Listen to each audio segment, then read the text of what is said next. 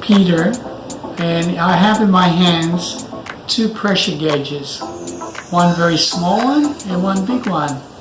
The difference between this one and the big one is, you notice if you zoom in, the big one has got a mirrored scale on the outside, and it's called, I use a standard, it's high resolution, and it's used for very accurate measurements of pressure.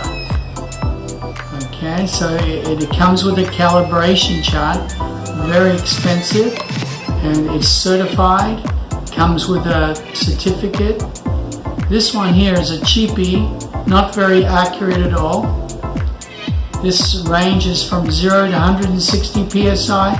This one is from 0 to 600 psi. And you can read this one to an accuracy of 2.5 psi. This one here, you'd be lucky to get 10 psi accuracy. This one costs probably $700 or $800. This one here is $25. Okay, so there it is. Bye-bye.